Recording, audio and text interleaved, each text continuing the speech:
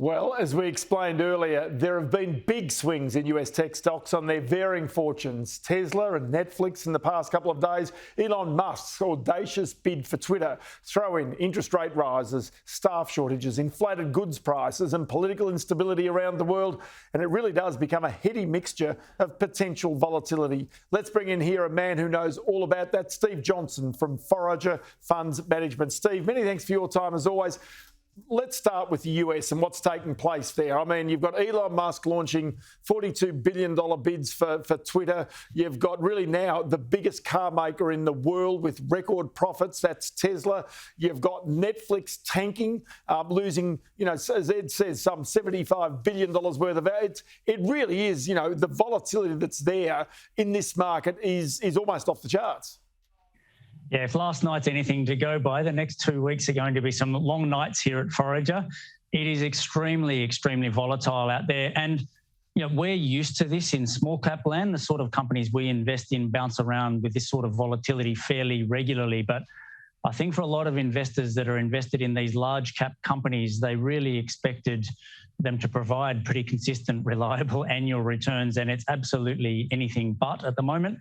I think it's going to be difficult. I think it is going to be volatile, and it's also going to be very much a stock picker's market over the next 3 to 5 years. I think the people that can navigate this, that can get these calls right, there's the potential to make and lose a lot of money out there. Okay, so you've always said, though, that you believe that the US and its market should be the bedrock for any portfolio. So as you sit there and look at that volatility, do you reckon that most Australian investors used to the ASX and the Australian share market returns, do you think that they've got the stomach for that volatility?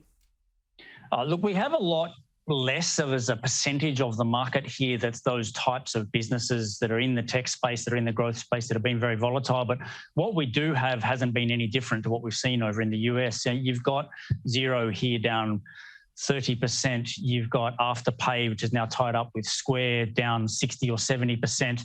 There's a whole bunch of smaller tech companies out there that are down 70 and 80% from their highs. So I think that volatility has been there in the Australian market. It's really been covered up by a resources sector that's been very strong.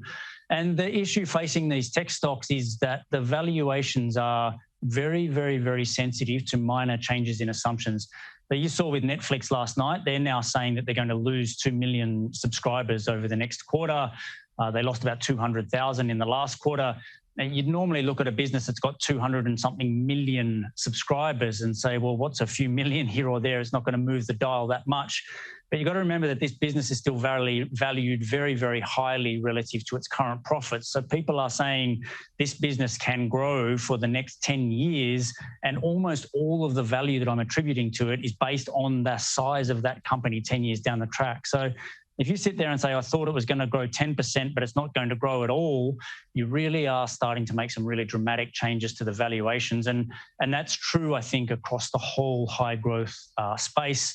We went through COVID. They were huge COVID beneficiaries. People extrapolated that growth into the future.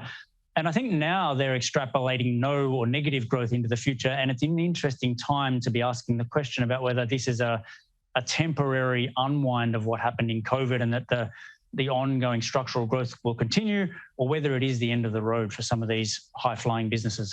It's interesting also because you wonder whether, if you've suddenly got, say, Netflix, which is actually suffering, that some of its competitors, I mean, Disney's the obvious one, whether they're the beneficiaries. I mean, is it as easy as that as you're trying to break down where to put your money at the moment? I'd say the evidence seems to be that people's capacity to keep paying for more and more of these things is very limited. And that was the interesting piece out of the Netflix commentary last night, was that they think the whole space is reaching a point of saturation. And I know myself, I'm already paying for 3 or 4 streaming services, and Disney Plus a bit late to the table. It's just the question of, well, how many can I pay for? And if I am going to pay for one, what am I going to drop on the other side here? So look, I think longer term here, we've seen a massive unbundling of TV services from you paid for one in the US cable channel that delivered you all of this content to, okay, I don't want all of that stuff that I don't watch. I only want to pay for one thing, to now we've proliferated to 5 or 6 streaming services that people are paying for. I think you will start to see that get bundled back up again, so that some people come along on top of all of this, say, okay, you can have 5 of these 6 streaming services for the 1 monthly fee. And maybe that's the way the world goes. And maybe someone buys Netflix here. It's a bit of an outlier as an independent standalone streaming service. And you look at what Amazon's doing, you look at Disney Plus being part of a huge conglomerate. Maybe Netflix itself ends up back in a large media organization, potentially like a News Corp or even one of the tech companies, Facebook, that needs this sort of content to grow their services. So there's going to be huge change, I think, over the next 10 years. And even Netflix itself has come out and said this business model is not actually settled.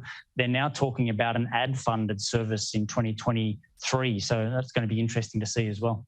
So much more to talk about. We'll do it again shortly. You no doubt today also calls out a couple of stocks with big growth potential. One is Adobe with pre-tax profit margins of more than 35%, and on the ASX, Hansen Technologies with more than 25%. Steve Johnson from Forager Funds Management. Always good to have in the program. Many thanks for your time today. Great. Thanks to be here.